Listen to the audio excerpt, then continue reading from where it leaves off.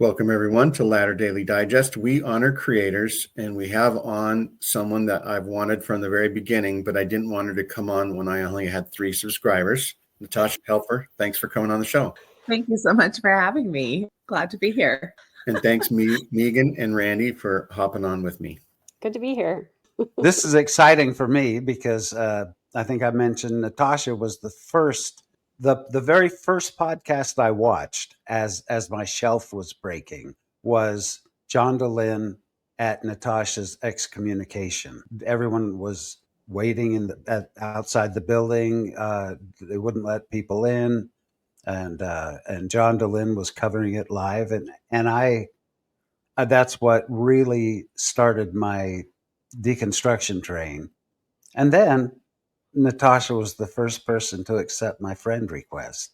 Aww. As I started into the Mormon community on Facebook. So yeah, this is really special to me. Plus, I've gotten to watch you on several podcasts and really admire what you do. And Megan is one of my favorite people in the whole world. And I even love Gene. So I'm like with 3 of my favorite people here. I didn't know that we had such a similar trajectory, because I will tell you that it was during Natasha's excommunication. Natasha, thank you so much for all the work that you've done. My daughter actually told me about you. She was following you on Instagram, and she said, "Mom, have you heard of this Mormon sex therapist?" And I said, "No, is that a thing?" And I was so excited because I was like, yes, finally, there is somebody out there in the world who identifies as Mormon, who is also teaching truthful information about healthy sexual practices.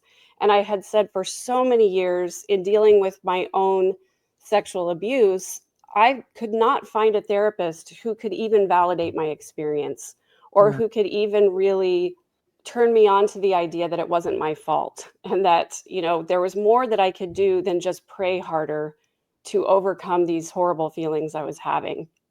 And so I found a lot of hope and excitement when I finally found you on Instagram. And then it was just shortly before your excommunication. So I, like Randy, followed that story. And the very first time that I ever saw John DeLynn or knew who he was, when he was leading the vigil for your excommunication. And I was like, who is this guy? He seems like he knows a lot of people. And, there are all these people here to support you, Natasha. And your story was both heartbreaking and validating for me, because it was so similar to some of the experiences that I had with male leadership in the church. So I'm really excited to hear what you have to share with us today. Thank you. I guess sorry that was your first exposure to me, because that was quite a doozy of an experience. When you say, Megan, that you had a hard time with therapists validating your trauma, are you talking specifically about LDS therapists or therapists in general? Yeah, so I was the victim of child sex trafficking from the ages of 7 to 11, and around the age of 13 or so, after I was out of that situation, is when I started to have some really negative mental health consequences from that, not to mention my family of origin not being the healthiest in the world. And so I really wanted to go to therapy. At the time, my parents would not let me, because they were so, I think, ashamed that they had a child who needed therapy or wanted therapy. So I didn't really get into therapy until I ended up pregnant at the age of 19. My dad said the first thing my dad said to me was, "Well, if I knew you were going to have sex, I would have told you to use a condom." And I was like, "Oh gosh, Dad, I know what condoms are." So my mom, told me to go to my bishop, and my bishop referred me to LDS Social Services, where the therapist that I went to essentially tried to convince me to give the child up for adoption, or to marry the super abusive guy that I was with. Neither one of those things were going to happen. I chose to keep her. And, I was like, I'm just going to raise her. Whatever happens, happens. I'm not giving my child away. So that was my first exposure to quote unquote therapy, because she really was, not only was she telling my mom things that I told her confidentially in therapy, but she was also just encouraging me to pray harder, to be more faithful, to read my scriptures every day. and basically was ignoring the fact that the reason I got into that situation was because of the programming I received as a child, where I wasn't allowed to say no to anything. And then the second therapy situation I was in was marriage counseling. And it was another LDS social services therapist who basically told me things like, well, you really shouldn't be working outside the home, so I don't know why you're stressed about this, when my husband was chronically underemployed and not able to provide for the family. So just some harmful ideology that continued to get woven through what should have been healing. Wow. Well, if you want to hear some of my motivation of some of the things that I've done in my life, which I think is a bit of what your show's about, it's stories like Megan's that got me very motivated, especially with the unethical underpinnings of counselors and therapists who are religiously biased to the point that they cannot follow their own ethical codes. So, That's right. We'll have more to this discussion in a little bit, but I also want to say that in the description to the show, I'll include the Natasha Helfer excommunication fiasco is what I'll call it. And also I'll refer to a longer interview that Natasha had with John DeLynn, where she explains a lot more about her life. But for now, we'll have Natasha give maybe a 5-minute Mormon upbringing and how she got to become a therapist. Okay, I can try my 5-minute version. Let's see. So my Mormon story begins really prior to my birth, when my parents, my mother's from Argentina originally, and my father is from New York. Neither one of them were LDS or had any type of LDS background. They get together through their own kind of interesting creative journey, and they kind of decide that they're going to go west in the United States, and they don't have a lot of money, and their goal is to make it to California, and they run out of pretty much resources in Idaho, and they figure out how to get enrolled at Idaho State University so they can start getting their education, and voila, they meet a lot of Mormons. And so and just for the sake of this interview, I will say that, I use LDS and Mormon interchangeably. I know that there's some language ideas about that these days, but to me, the Latter-day Saints are a specific mainstream portion of the Mormon community. And so I just see Mormon as more inclusive of the whole kit and caboodle.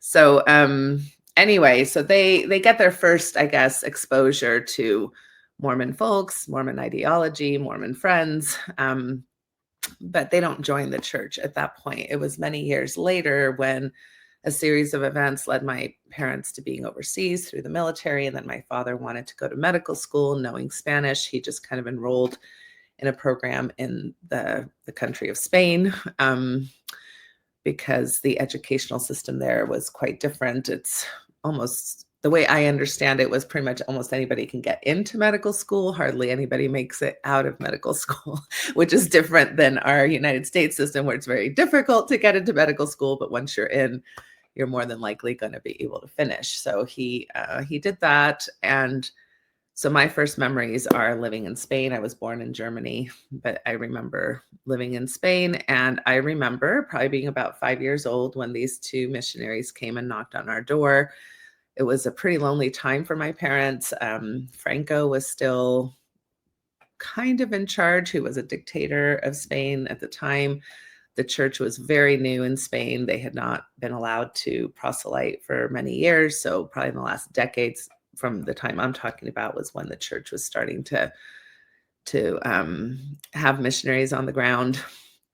And so there were really no missionaries. Well, no, there was no chapel or church in the industrialized city we happened to be in, which was Valladolid.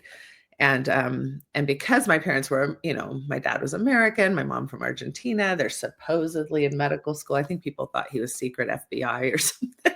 So they just didn't really socialize with my parents very much, because they were kind of foreigners. And back then there was still a lot of suspicion about things like that. So when these two Mormon guys come to the door and they're American, they speak English, my dad speaks English and all that. So they just kind of got a friendship going. And my parents were like, you guys are welcome anytime, but we're not interested in learning anything about the church. And but of course, a few weeks or months, I don't know how much later, they leave the Book of Mormon. My mother gets all, I remember all these things. These are like actually vivid memories. My mother's like, I knew they were going to try to convert us. See, they're leaving the Book of Mormon in our house on purpose. And my dad was always like, give them a break, whatever. So eventually, my parents joined the church, and I am just a little kiddo in this very, very small, tiny branch. I think we were the first members to join in Valladolid. I remember the first church meetings being held in our tiny little apartment. Then we graduated to this little storefront, like a butcher shop that was closed on Sundays, so we could rent it and we could use that space on Sundays. And they were just starting to build the first chapel when we were starting to move away. So I never got to see that. So that was my very first introduction to Latter-day Saint land. And it was quite lovely as far as my memories are of that, very communal oriented, meeting new people and friends that we hadn't really had before. I remember quite a few of my initial friendships of kids kind of in the primary program. And I got a lot of opportunities as a 5-year-old or 6-year-old or 7-year-old to do things like speak because nobody could, there weren't enough people. So I'd go up there with my, ideas about God or whatever and start having my first sacrament meeting speeches. So then we moved back to the States, which is where I got baptized at the age of 8. And my family, I think, my parents, I would say, took the church seriously, probably more in the sense of the spirit of the law, no, not so much the letter of the law type of approach to Mormonism. And over time, my mother became quite disillusioned once she started learning the polygamy history, which of course had never been mentioned once during the missionary discussions. And I became I was the oldest of 4, and I became the one who was probably the most devoted out of the entire family. And so when I would see my parents slacking, I would feel like I needed to, up the ante. So I would be the one doing family home evening, and making sure we were getting there on Sunday. My dad being a physician, sometimes he would work on Sunday, and my mom wouldn't probably go on those days. And so I'd gather all my siblings and we'd show up, at Sunday without any parents sometimes. So our parents were kind of like, whatever, you can do whatever you want, but they didn't take it horribly seriously. And so I didn't grow up, I think, with a lot of the orthodoxy or the strictness or rigidness in my home in particular. My mother being from Argentina, and I think the times also kind of being in the 80s and 90s, I definitely feel like I grew up with a lot of purity culture that wasn't just Mormon. It was, her remnants of Catholicism and traditional kind of Hispanic family values. And so there was a medley of, I think, cultural forces that were starting to impact, how I felt about my own body, about my own privacy, about my own sexuality. And off I went into, emerging adulthood land. Did you have, Natasha, did you have the licked cupcake lesson or anything like that? Yeah, so I actually had several of the lessons, not the licked cupcake one. I had the chewing gum one. I had the nail in the board one, where you take out the nail, but there's still a hole that remains. There was one healthier one, which was like a water that could turn red with dye, but then they put in something else and it would clear it all together again. So it was kind of Bleach. so it wasn't like there was any residue per se, but so maybe that was a healthier object lesson. I'm not sure. That's the one that I taught when I was in Young Women's with the food. We'd put the food coloring in and lots of different colors of food coloring, and it would turn all brown.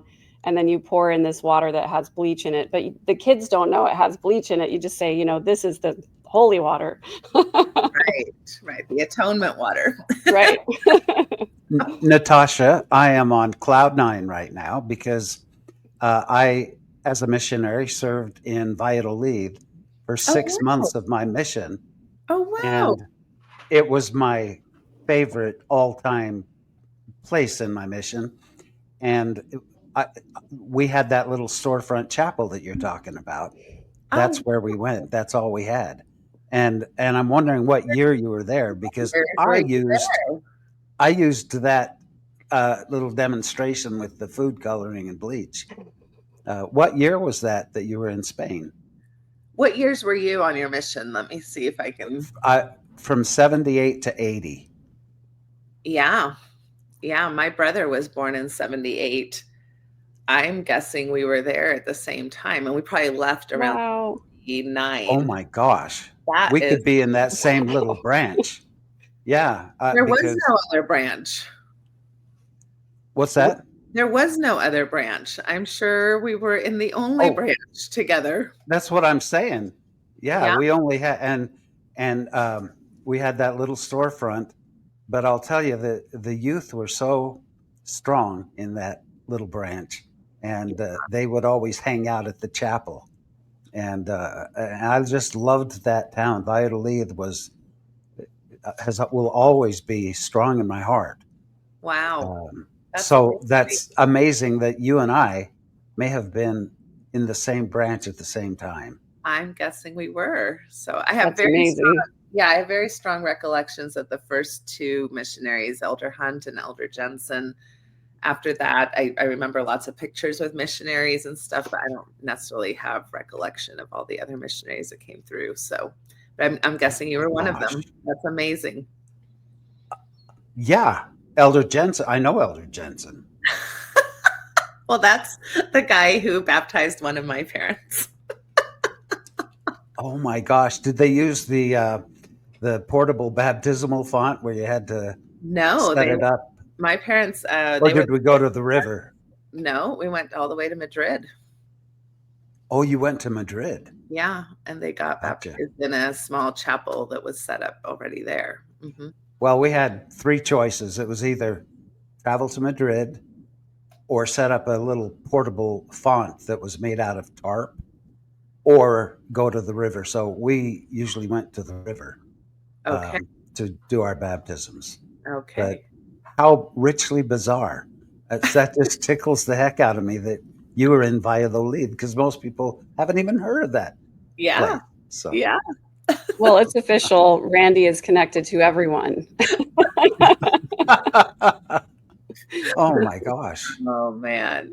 Well, and going back to the object lesson, the one that I always have to point out because it just makes me have a tickly moment of funniness, but is the brownie object lesson, which is not as well known.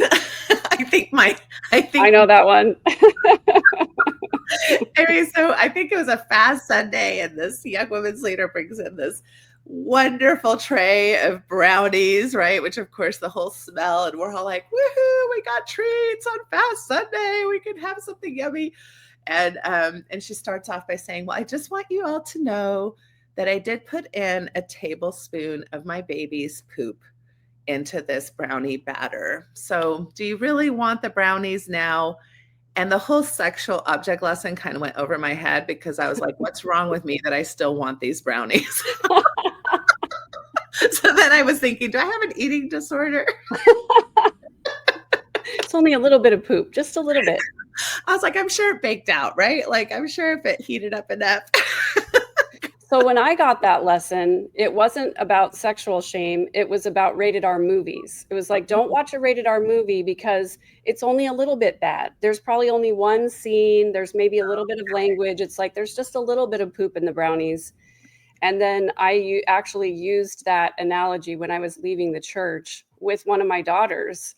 We were having a very intense conversation about this because she had been very devout, and she was one of those kids she was 100% seminary attender. She would have gone on a mission, I'm sure, gotten married in the temple. And, she just gradually had kind of drifted away. And so we were having a conversation about that. And she was like, she said, there are so many things about the church that I think are good and that I love. But then there are these other things that I just don't understand. And the November 15th policy was one, and that was one that was really hard for me. And then also she said, she named purity culture and sexual shame. And she said, I just think the way that they teach about modesty and sexuality is so harmful. And I said, I agree with you. And I was in the same position. I just hadn't gone back to church after the pandemic. And I just said, I previously really loved the church. I was very devout. I was a temple attender and all of that. And I just very tearfully said to her, it was such a difficult moment for me to think that something that I originally thought was so sweet and so delicious and so good had just a little bit of poop in it. And I said, now that I know there's poop in the brownies, am I going to keep eating them? No. Am I going to keep feeding them to my kids? No. I'm going to separate out all the ingredients and I'm going to keep the things that I think are good. And then I'm going to rebuild my own brownies without the poop in them.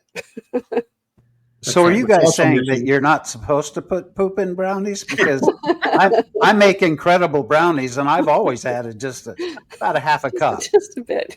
But what's missing from that is that we're all full of shit, really. I mean, as humans, both literally and, everybody has like their own version of a story to tell. And the church leaders are humans, we'll just say. Well, and people like nuts in their brownies, so I actually dip my nuts in there too. So now I'm learning all kinds of things now. Yeah. So back to Natasha's story. Yeah, right. What things happened that made you decide to get into the mental health care field? Yeah, I that was kind of it's interesting to go back and think how probably uncareful I was about choosing my path. I was just kind of like la-di-da, what's next? It wasn't like I'd had this idea that I would be a therapist from early age or anything. I did go into my adolescence and my early adulthood with some sexual improprieties, according to being LDS, which at the time, of course, I had so much guilt and shame about. I had premarital sex with a high school boyfriend and then went through the whole repentance process and then went to BYU and started with a business degree. Absolutely hated every second of that. So quickly decided I needed to change something. And at the time, I don't know why several of my friends had just kind of told me I was a good listener and that I was a good friend. And my parents, I think, had complained quite a few times while I was going through high school that I was probably spending too much time with friends' problems. I think they were actually trying to have me have healthy boundaries. like it's not your job to, solve all your friends' problems. And so something about all of that messaging had me think, well, I kind of like sitting with people's problems. Why don't I get paid for it? Right. And so that was my thoughts of starting into psychology. And, but even then, as I was getting my bachelor's degree in psychology at BYU, you start getting a little bit of sexual education, not very much. But one thing that I was very much starting to pick up on in the literature at the time was that people who had been sexually abused, one of the potential effects of that was promiscuity. And that word, which is a very now kind of like moral objectifiable word, like who gets to decide what is promiscuous, was still being used on the regular, not so much today. But and I had also had some childhood sexual abuse. And so now it was interesting to see when I'm looking back now, I would have not ever put this together back then, but I was making sense of my world through different cultural snapshots of how sexuality was explained to me. And so since the LDS church did not want me to be having sex at all, and the mental health world was saying people who are sexually abused are promiscuous, you can imagine how I started identifying myself as a promiscuous woman who did not have really great control over her sexuality. And again, I think I had two sexual partners prior to getting married. So I don't know where that lands on the scale of promiscuity. But I did. I loved making out. I was very heterosexual. I loved male attention and I loved feeling attractive and sexy and desirous, and all of that instead of seeing that as kind of one of the many ways we can normally develop as human beings, I saw it through this lens of there's something wrong with me, right? I don't know how to be by myself. I am too dependent on men and sexuality. I'm promiscuous. I'm out of control. And those kinds of messages, it took me decades to unpack, even with mental health knowledge and becoming a sex therapist and everything over time, really And did. Natasha, I hate to interrupt. I'm sorry, but Yeah. I just have to say this, that how often do you hear about the men or the boys being promiscuous in the church? It's No, never the males. It's always the females. They're the ones that are causing the issues. And that's just always been a real nail in my shoe, that it's never the male's fault. In high school, I grew up in a little town in Gilbert, Arizona. It was just a cow town at the time. And every now and then a girl would, disappear for 9 months. Mhm. And they would always say, she got pregnant. And oh dear, you never hear about the guy that got her pregnant. You never hear about the men being promiscuous. So yeah, that really bugs me. And Yeah, so, and I would say that there are just different gendered ways that we shame both men and women. I think men, you're absolutely right that the term promiscuous is more usually used to describe women versus men, and that's culturally true kind of everywhere. Where men get shamed, especially in more high demand religions like ours, because there are a lot of religions that are kind of double standard and really only gatekeep female sexuality. But in our faith community, we do gatekeep all sexuality, whether you're male or female. But men are not necessarily told that it is their job to guard for sexual purity within themselves. It's more about, you are a sexual being, oh penis owner, so make sure you keep it in your pants. And if you don't know how to keep it in your pants, we're going to go down the sex addiction type of narrative and make it kind of like a clinical judgment of why you are unable to control your sexuality. Whereas women are typically getting a story about, it is somewhat your job to make sure you're not attracting male attention, which is, we'll get into purity rhetoric, but one of the big ones is modesty rhetoric, right? Control how you present your body, because otherwise, I guess these penis owners don't have brains where they can control themselves, is kind of how we treat everybody, which is disrespectful to everyone. So it doesn't help anyone. But this ownership of the responsibility lands in the female kind of psyche. And then if her main job is to protect herself from the male sexual drive. Now, if she has sexual drive herself and goes out there and does something, that seems so foreign to the purity narrative psyche that now she's a slut. She must be a whore, right?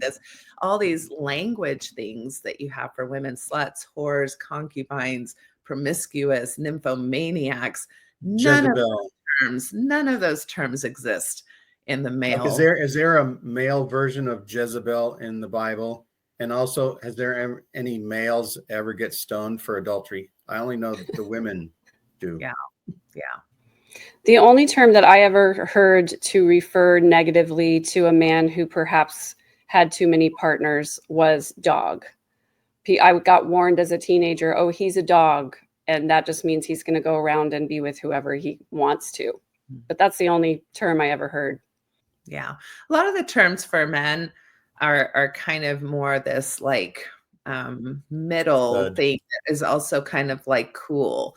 So like the Don Juan or the stud, so even if there's like a negative component to it, like even a dog, that's been reclaimed by a lot of men, especially I would say in Black rap artist community, where it's like, that's right, I'm a dog, right? And so it's interesting to see how these terms have been used to monitor people's behaviors, primarily women, And I do think a lot of it does have to do with reproduction, because women are the ones who bear the children, who then, historically speaking, prior to having DNA testing, how could you control whether or not that's your baby?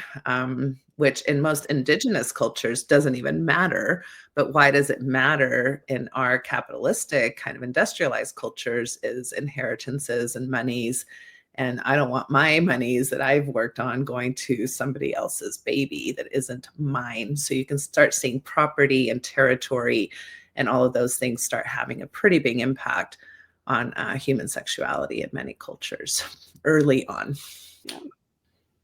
That diverged from my story, so I apologize.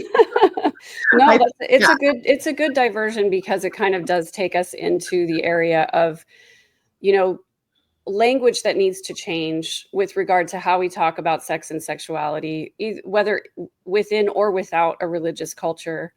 And the thing that has bothered me so much is what Randy had brought up beforehand, is this meaning of consent and the idea that we don't really understand it. Obviously, we have so many examples in media right now where it's very obvious that people don't understand consent. So I would love to have more of a conversation about that if you're willing.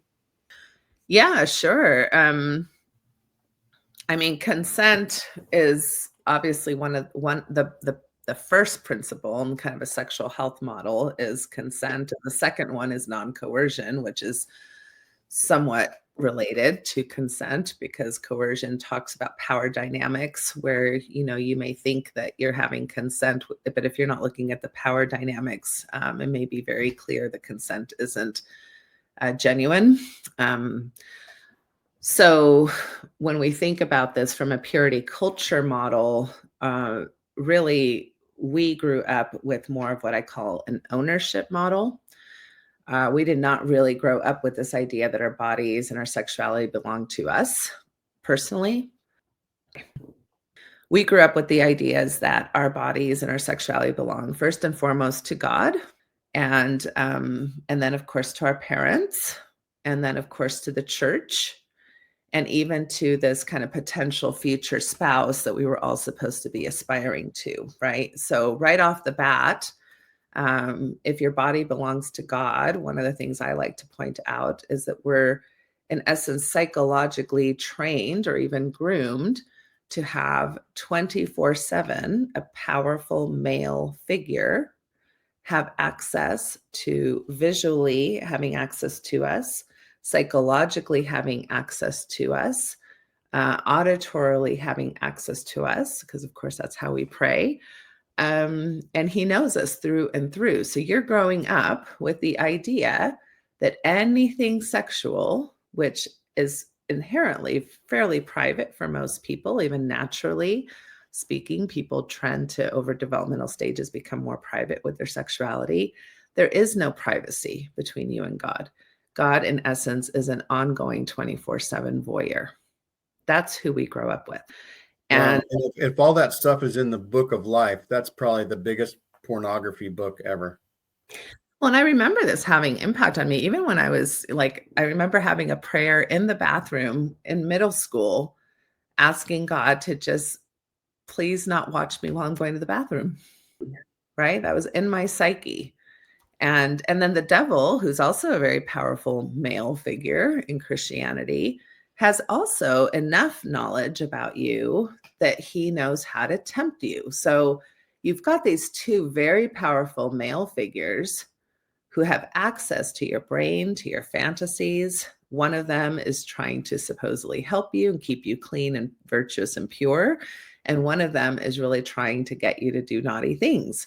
So your entire sexual development story as a Christian and a Mormon is kind of based on your drives, understanding your natural drives and interests and preferences through this lens of, kind of the angel and the devil on both of your shoulders. And what kind of psychological assault do you think that creates for people as they're trying to figure out their own identities, right?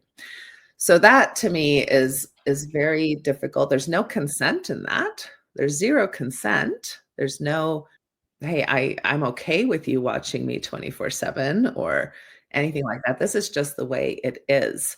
And right off the bat, it creates a vulnerability to then feel like, well, then other people in authority should also have access to my sexuality. So parents have access to my journals, or to dragging, finding me masturbating and then dragging me into the bishop's office. And we all act like, so like this is the right of other people to manage and monitor, especially minor sexuality, with hardly any privacy or self-authority given. And so you get to emerging adulthood and you have not practiced consent or boundaries or understanding of where I begin or where I end at all. And then on top of it, if you've had any type of premarital experiences, which this happened to me twice, both with somebody who I was engaged to, and I think it really ended up ruining our engagement, and also my ex-husband who, we talk about this very differently now, but at the time, both of those men felt very entitled to their anger and disappointment at my inability to have stayed truthful and faithful to them before I even met them, which had a huge impact on then our coupled and even marital sexuality. Because you can imagine two people coming together, and I see this all the time as a therapist, is these two people who come together, and whether it's you had sex with somebody else or sexuality that I don't think you should have had, because usually when we talk about sex, we're talking about intercourse, which is a whole nother thing I don't agree with. But the other, or we had some type of sexual mishap or misstep. And now that we feel so bad about that, even if we're the only ones we've ever had any type of main sexual encounter with, we now get married, but under this cloud of shame, especially if maybe we didn't confess and went to the temple anyway, or we did confess, but then we had to have our temple ceremony delayed and our whole marriage was delayed. Like, these are very common stories, which also then they don't remain private. How are you going to explain to your whole faith community that you have to delay your wedding date for 2 or 3 months when everybody's already got their tickets and there's venues planned? So now it becomes a community story. This is not a privacy sexual story, which is also what oftentimes happens even in our rituals. Like, if you go in and confess to the bishop that you've been masturbating or that you've been petting or whatever those things are, especially as a teenager, what's the number one thing that happens is, especially if you're a male, you get your right to pass the sacrament revoked.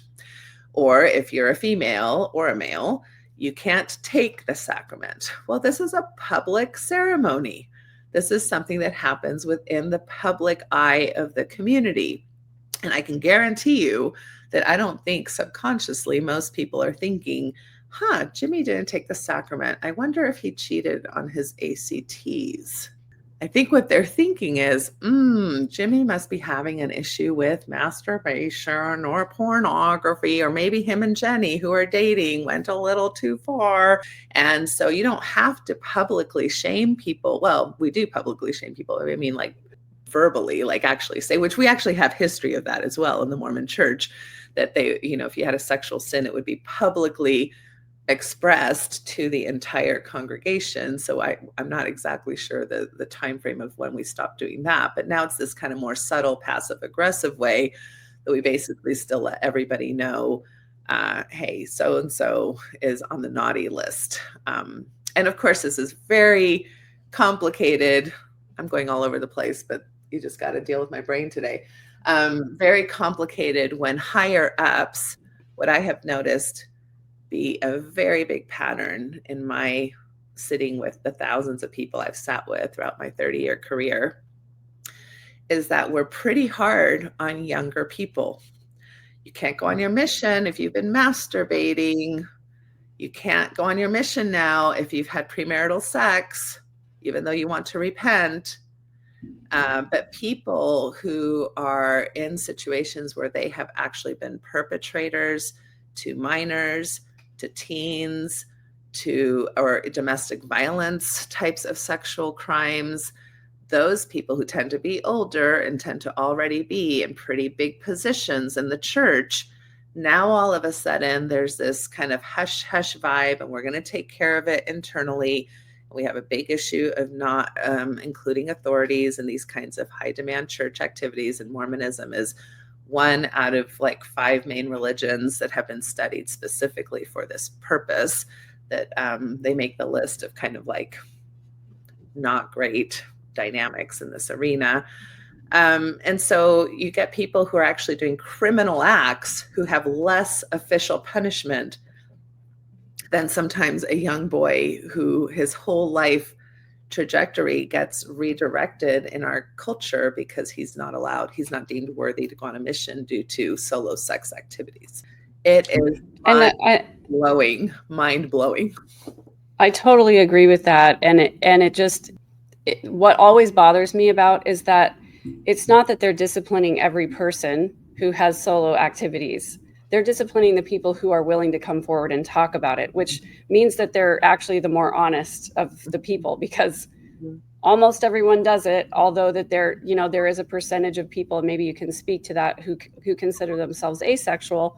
But for the most part, solo activities are a normative practice, which is something that I learned language about from you, because I didn't know how to really tell my kids that, except to say, what you do in the privacy of your bedroom is your business, and I'm not going to shame you for it, because I just felt like it was always so wrong. Yeah. And then the whole narrative of sexual addiction, which if you could speak to that clinically, I would really appreciate it.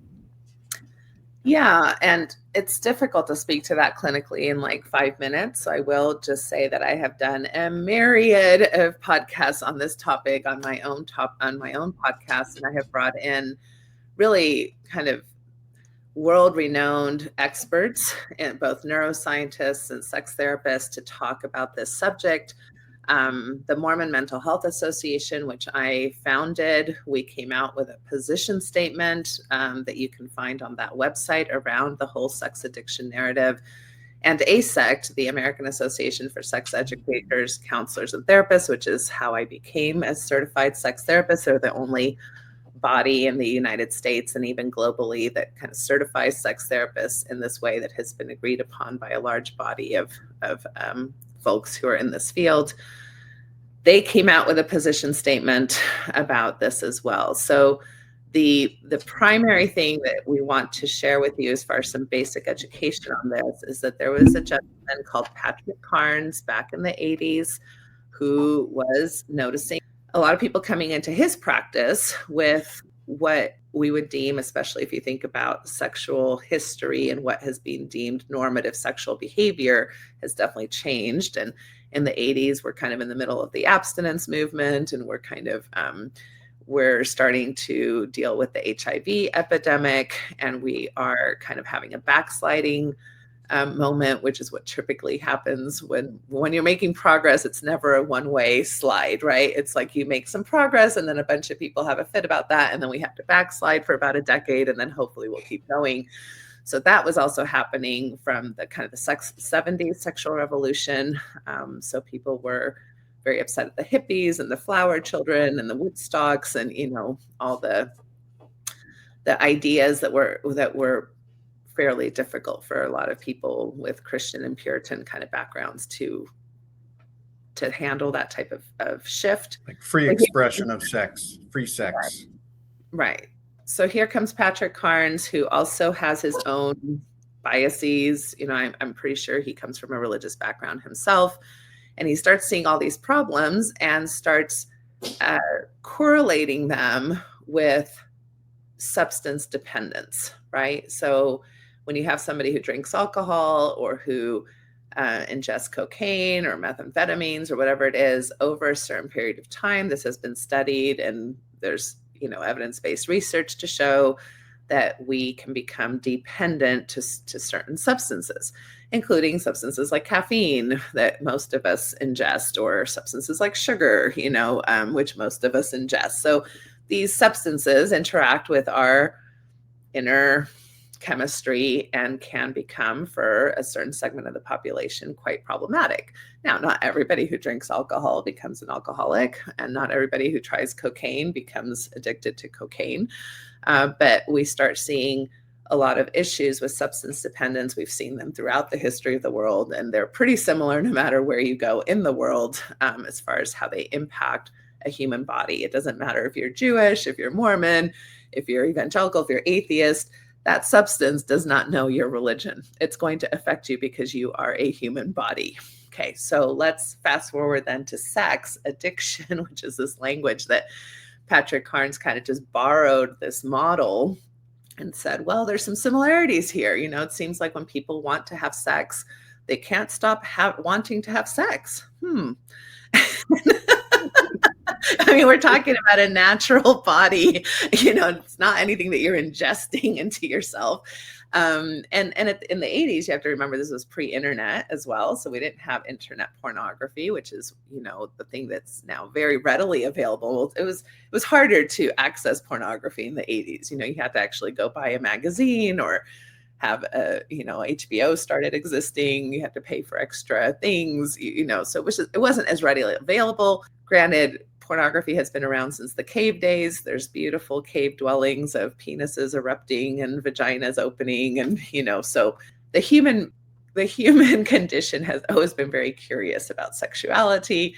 And we have always expressed sexuality in all the art forms, you know, literature, the Bible has sexuality in it, art, music, poetry, whatever means we have to express our human story, it's more than likely going to include a sexual component to that. So fast forward, he starts creating this kind of metaphor, creates this model of sex addiction, and it takes off. It takes off. And this is not evidence-based model.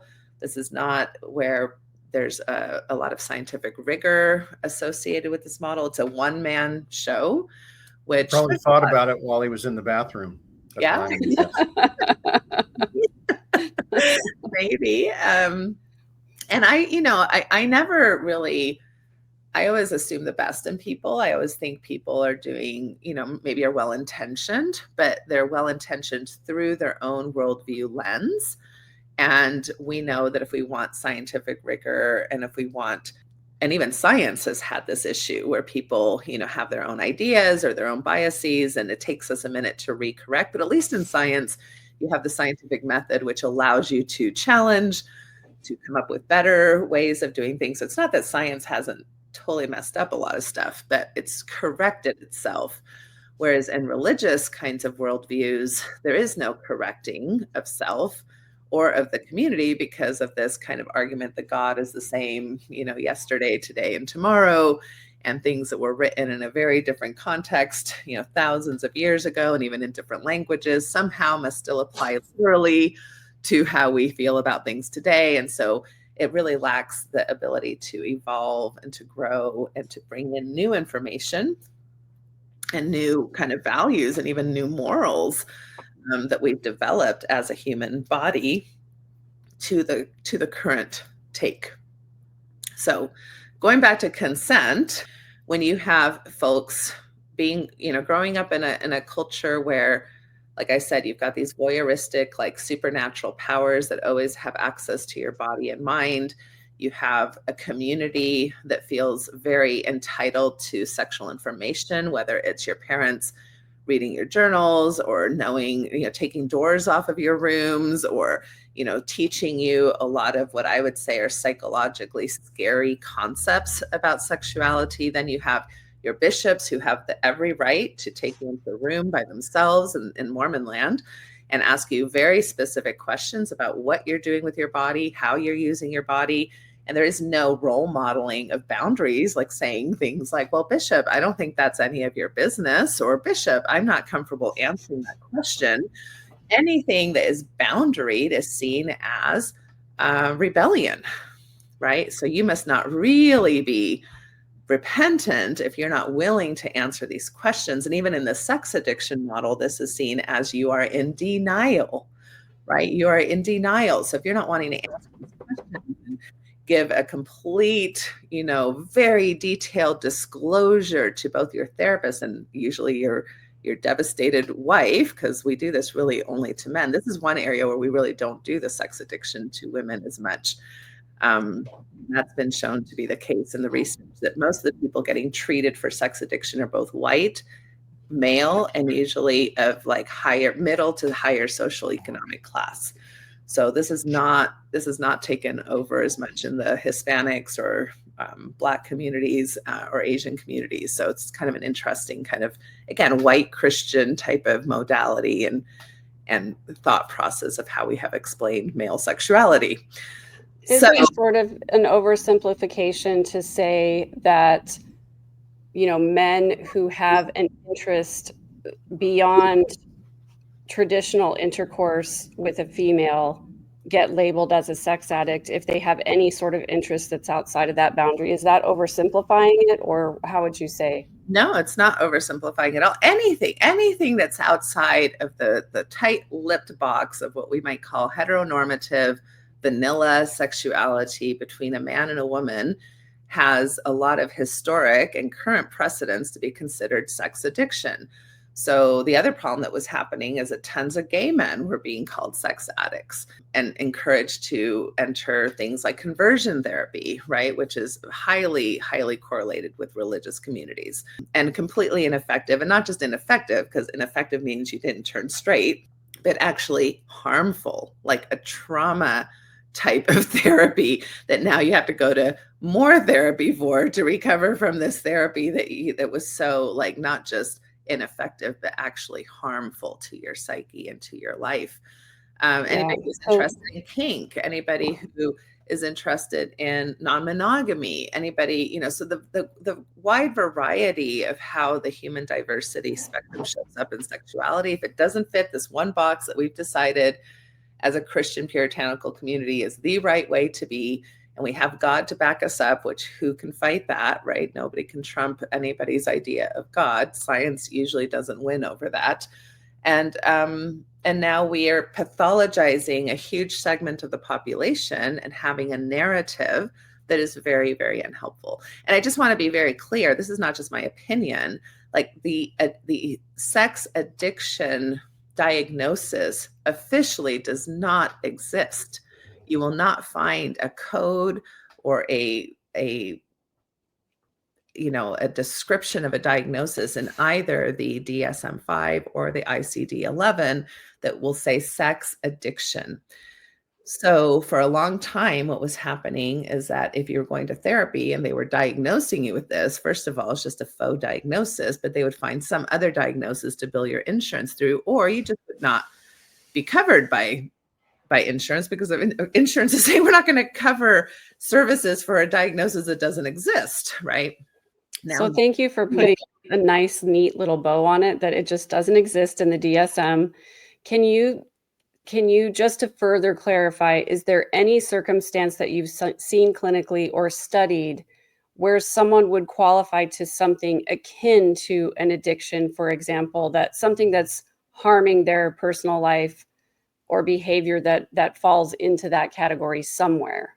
Yeah, so we do know that all human behavior can go wonky. That's true of any human behavior, from eating to exercising, to scrapbooking, to sex, to sexual behavior.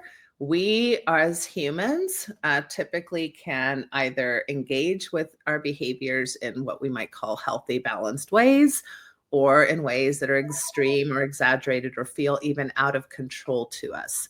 So Doug Braun-Harvey came up with the out of control treatment, out of control sexual behavior kind of moniker to try to get that away from sex addiction. I'm still not a huge fan of that because, again, in Christian communities, people will take that to mean almost anything that doesn't fit into that little box. So we still have the same issue. And the ICD-11 came out with obsessive, I'm not going to have it on the tip of my tongue, but something around like obsessive compulsive behavior around sexuality, which I always find interesting because obsessive compulsive behavior already exists. So why do we have to pick a certain behavior, a certain type of human behavior, and make that a very special category when we can already use that to address potentially issues that are coming up with sexuality? And now what I have noticed in the sex addiction community is that they have completely grabbed that now actual diagnosis and replaced it with their sex addiction types of narratives. So there's quite a bit of critique that became part of the ICD-11. I'm going to be very curious to see if it continues in the next decade or two. And I think what's really unfortunate is that all of these diagnoses, in a way, are based on distress, right? Distress. Who's distressed? And oftentimes with OCD, the person who's distressed is not only the person living with OCD, but their family and spouses, because there's a lot of checking and there's a lot of like anxiety around that, and it bleeds into a lot of the lived experiences. And the thing about obsessive compulsive behavior is that typically the behaviors that you're doing to, in essence, quell your obsessions are not necessarily pleasurable. You think of somebody washing their hands every 2 hours. It's compulsive. They're doing it because they can't quiet their mind and their anxiety without having done something to correct the anxiety narrative. But they're not like, oh, I love this. I love how my hands are becoming chapped and dry. And, it's a compulsion. And so a lot of times, we're acting like pleasurable sexual behavior that just happens to not fall under a certain religious standard applies to this diagnosis, which right off the bat doesn't really fit some of the criteria. So I'm very concerned about this, right? The pathologizing of sexuality throughout the history of the world is alive and well in 2025. Right. For example, nymphomania was a diagnosis for women with high drive, right? Now we have female arousal disorder for women with low drive, right? Which may be a disorder. It may be that you're not a high drive person. It may be that you're asexual, like you had brought up, Megan, right? And so, but we pathologize people because supposedly, according to our current cultural standards, you're not fitting what we all think or we've all decided is healthy sexuality. Yeah, it's interesting that you bring that up too, because Billy Crystal used to tell this joke where he would say, if I poop less often than my mom does, then I'm constipated. And if I poop more often than my mom does, then I have diarrhea. And if you kind of just replace your mom with society, it's like society has decided what's normal, even though that doesn't really exist. And if you don't fit within that thing that society decided, then you're not normal. Yes. So one thing my dad always said is like about recovering from recovery, and we'll let Randy say his thing, and then we'll talk about how do we recover from our sexual purity culture. Well, it's not of any import, but my dad always said the best kind of woman to find is a virtuous nymphomaniac. That was his that was his advice to me. That's good advice. Where you can get your cake and eat it too. Right. In a way, even if it has poop in it, even if it has poop in it, that's right. Oh man. Yeah. So if we want to move into this idea of, well, what do we do about it? I do think that there are lots of different ways that this can be answered. So I've come up with a way to answer this question, which is based on a model. We as sex therapists are one of the basic models that we use is the Plicent model. And I'm not going to go into that because it doesn't really apply to all of you, but I took that model and then basically said, well, how do we apply this to the lay public? And so I've come up with what I call the pep talk model. And it's even a little thing I've copyrighted, right? So it's my stuff. But what that means is, so let's talk about what PEP stands for. And I kind of like the idea of giving yourself a pep talk, right? Because it's like, this can be really like sad when you start realizing like, wait, how was I socialized? And what was I made to believe about myself? And why can't I enjoy my sexuality? And why do I have so much residual shame and unnecessary guilt? It can really get people both angry, depressed, sad, betrayed, all the feelings that come along with kind of understanding how something impacted you later on. Because I do actually think purity culture is a form of psychological sexual abuse. I'm very clear about that. I'm very direct about that. We think about sexual abuse as physical, somebody raped me or molested me or touched me or did something that I was unwanted.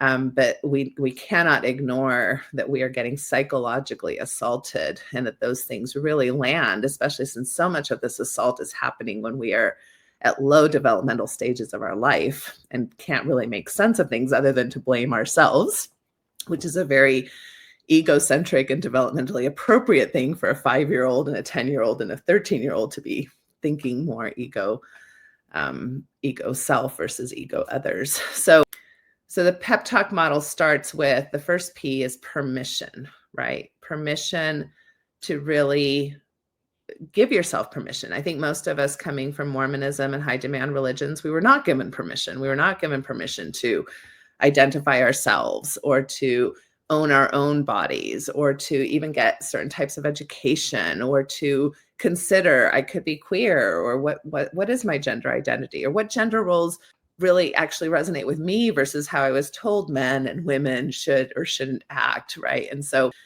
permission to initiate, permission for time, permission for pleasure, right? Like permission to actually just enjoy something. I mean, Mormons are very much, put your shoulder to the wheel, as are American people. We don't have a good relationship with rest, leisure, and pleasure. It's more about productivity and what are you getting done and perfectionism, right? And so sacrifice.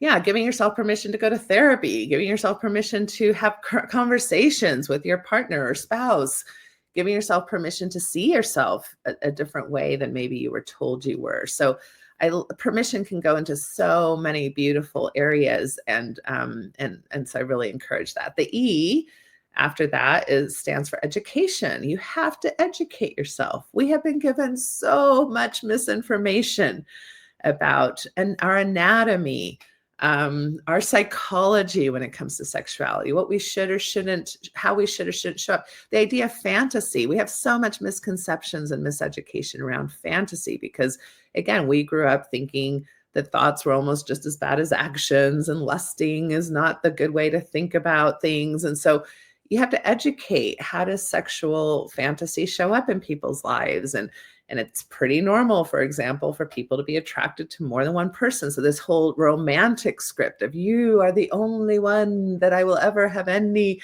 thoughts about. And if I have thoughts about anybody else, it's almost treated like infidelity, is just completely inaccurate as far as how human brains show up. So either you are asexual, which is about 1% to 3% of the population, and that's fine. It doesn't matter much to you. You don't have a lot of sexual thoughts, but it's not because you're some noble person who just magically has no thoughts other than the person that they're romantically inclined towards. It's just, that's your orientation. That's how you're wired. And then the rest of us will have other thoughts. And if we know those things and know how to communicate about them, and that has nothing really to do with how committed or loyal we are to people, just to have a thought about somebody else, then all of a sudden we can use fantasy for our benefit instead of this horrible, yucky thing we can't even talk about or consider. So education is hugely important. Right. And plus, it's more than likely that the God of the world did not say, if you lust after someone in your heart, you've basically committed an adultery. It was probably a Greek fan of Jesus who put that into the scriptures that maybe had his own issues. Yeah. And I don't really care who it came from. It's just incorrect. It's just not, it doesn't hold, it doesn't hold credibility. It's proven over and over again, even when you go in and do like science studies on people's, like they will not electroshock therapy, but they will measure your genital arousal. They'll measure your heart rate. They'll measure your pupils. They'll measure your nipple tautness, and they'll show you or read to you or expose you to some sexually erotic materials, and everyone responds to it. everyone, women, men, and then of course we have to think about that response consciously, and that's where we differ tremendously. But as far as physiological arousal, humans respond for the most part to sexual stimuli. So unless That's right. it's hormonally off balance, or maybe there's a wiring of less sexual interest, you're going to respond. And that's the education that we all need to be able to put these narratives into more healthy perspectives, instead of the narratives of somehow your loyalty and love towards me is measured by something that you don't even have a lot of control over, right? All right, so that's to put so much harmful messaging into people's heads about relationships. And I know that as a younger person, before I really understood the concepts that you're talking about here, that I would feel personally threatened if my partner expressed attraction towards someone, right. Which, as you're saying, it's a completely normative thing to have happen. But specifically because of that scripture, when we think that through to its logical conclusion, we say, well, if you lust after someone, you've already done the deed, so you might as well be punished over it. And so I'm thinking, well, he's already cheated with me in his head, and that just causes so many relational problems that are just unnecessary. And it's very, I think the term is hall pass. In marriages, everyone says, okay, if I had a hall pass, I would have sex with Heidi Klum, And a lot of couples who are resilient to that and can have humor around that, that's actually a playful banter. But for some couples that are more in this kind of more orthodox purity kind of narrative, it's like that. You can't even joke about something like that. It's kind of like, what does that mean? Am I not enough for you? Why do you think that's funny? If you're thinking those thoughts, you're already having pretty much an affair.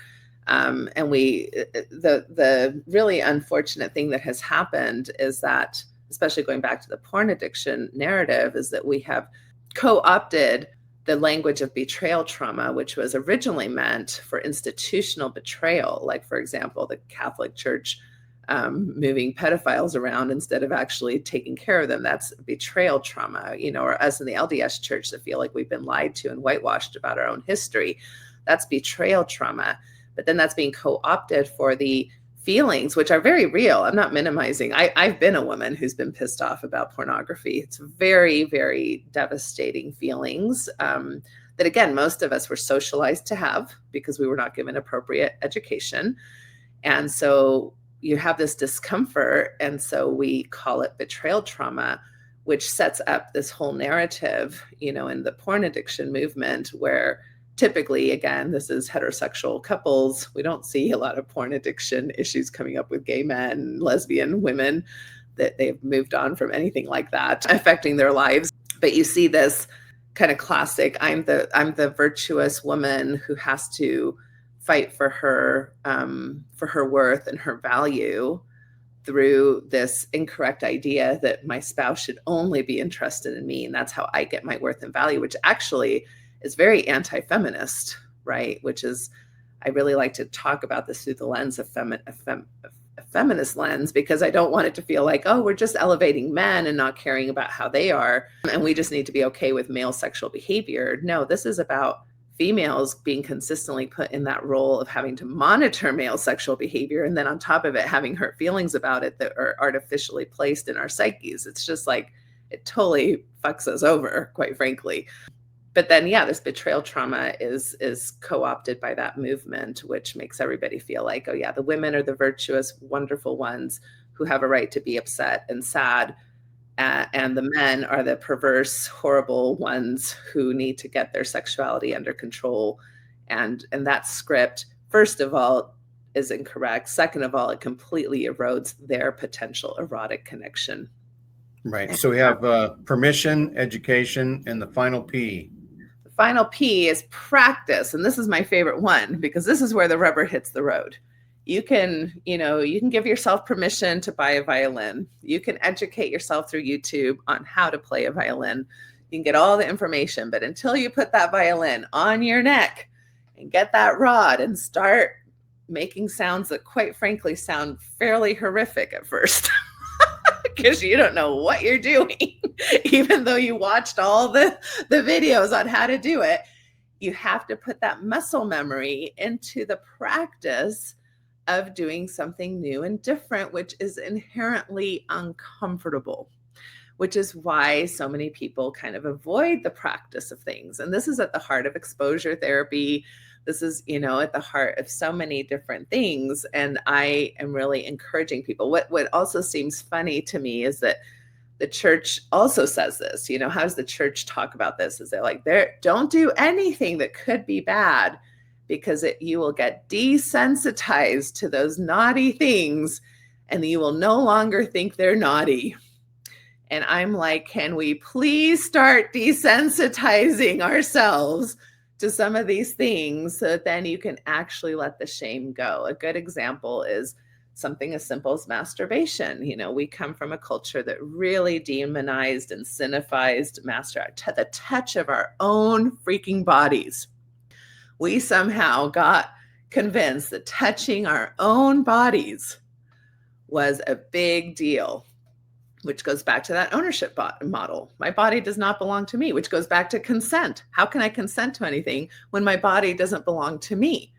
So this is a huge first part of reclaiming sexuality in a lot of my sex therapy cases, is just learning how to give myself permission to own my own body, learning how to let my spouse have permission to own their own body, which goes back to this, oh no, what does that mean?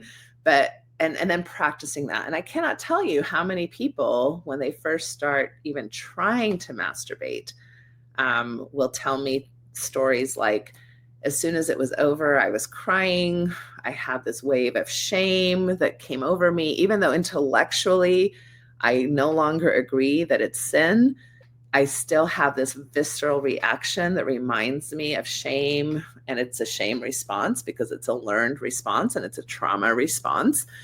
And yes, I'm like, yep, we were expecting some of that, right? And the answer is not to not do it again. The answer is to do it again and again and again until you let go of that shame. And there's other examples. I'm sure people who maybe have either nuanced their faith in LDS land or maybe have left their faith have done a few of these things, right? Like drinking coffee, right? Maybe the first time you drank coffee, you were like, oh my gosh, I feel so weird about this. Then it was walking around with the coffee cup where other people could see me. That's also very uncomfortable. It's interesting now with the new garment lines, right, for women's clothing. Yeah, you've got your coffee, Randy. Like even when it's approved, right, that the church is now shifting the garment line, I'm talking to lots of women that are still uncomfortable showing their shoulders because they've been so trained to not show their shoulders that even now that they have official permission from the church to do so, that does not shift overnight. So I would say a lot of times our intellects do shift, and they can shift quickly. How many people have read the CES letter or something and said, within a weekend, I was deconverted? But the visceral body and the emotions take much longer to deconstruct whatever it is that we're doing. So that's right. And practice includes experimentation, right? Experimentation, right. And it doesn't mean what you like. It doesn't mean everything that we practice we will like, like sometimes I help people practice things like oral sex or anal sex or, figuring out new ways to orgasm or using a sex toy. They may or may not decide that those are things that they really want to keep in their sexual repertoire, but at least they're giving themselves permission to, like you're saying, explore, practice, and see if these things become easier or more interesting as I give myself permission to practice them. And then the talk part is, the talk is, we know that we are group animals and talking is very helpful, which is why therapy is very helpful. Professional coaching by people who are actually trained somewhat is very helpful. Talking with peers or with other people who are going through similar situations. That's why group therapy is so powerful, right? So the talk piece is a huge part of how human beings process. And so that's my little answer for shame recovery is give yourself a pep talk. There you go. And practice is a lot different than fake it until you make it. Oh, You're you're not preaching a dogma and saying, everybody, you need to start practicing anal sex until you like it. No. It's good for some people and it's not good for other people. It's Right. just experiment. Exactly. And faking it till you're making it is a dogmatic approach to something, right? Yeah. Do I mean, this. there's some science to back up the fake until you make it approach. Like, for example, if you're not having a great day and you kind of, like force yourself to smile, you can actually start feeling a little bit better. So, I mean, it's not that that's completely bad, but when it comes to the sexual realm, this is really where you have to really prioritize consent, and consent even with yourself. Like sometimes we're like, well, I should want to have sex with my partner, right? Or I should like oral sex, or my peers are saying I should like pornography and it should be no big deal. But then it sits differently in your body and you're really kind of selling yourself short. So giving yourself consent first is such a thing that we need to practice, especially when we come from communities where really we were taught to pleasure, to people please, and to accommodate others much more than ourselves. And we were taught to sacrifice ourselves for the benefit of whoever, God, the community.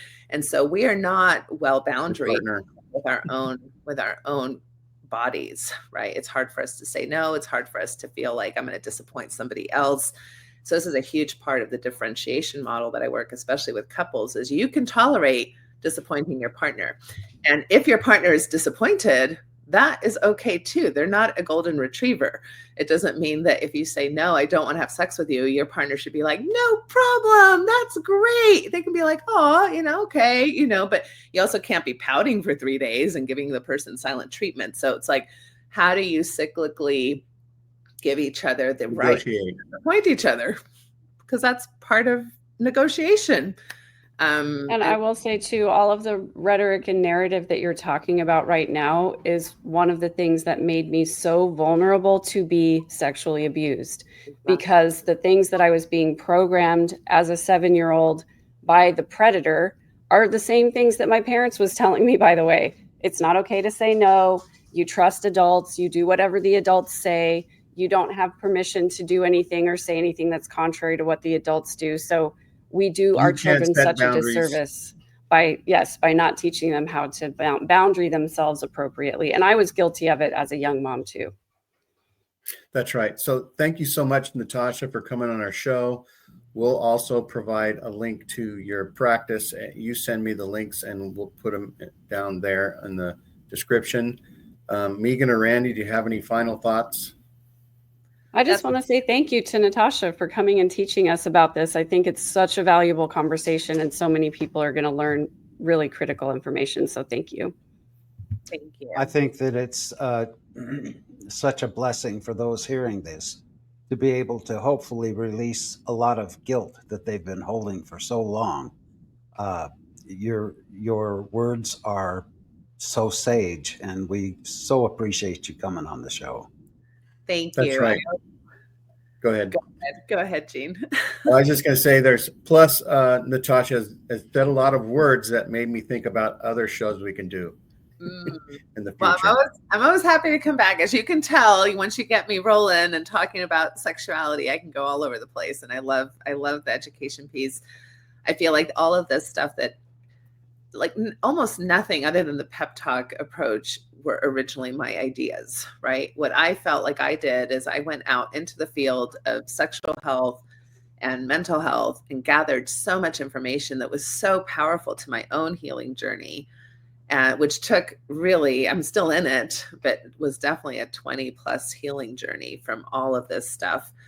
To the point that now I can many times enjoy sexuality, my own sexuality, in much less inhibited ways, which impacts my quality of orgasm, my quality of connection, my quality of pleasure. It's really a whole new world. And so I love bringing that information back to my community. Now, granted, I was punished harshly for doing that or trying to do that, but this is not Natasha Helfer's ideas. Maybe I'm good at expressing thoughts or bringing it, I think I'm an okay educator, but I just want to really point that out, that everything I've talked about can be backed up with science. That's right. Well, thanks everybody for watching. You've experienced a pep talk from Natasha Helfer. And thanks so much. Like, share, and subscribe, and have a great rest of 2025. Bye-bye. Love you. Mean it.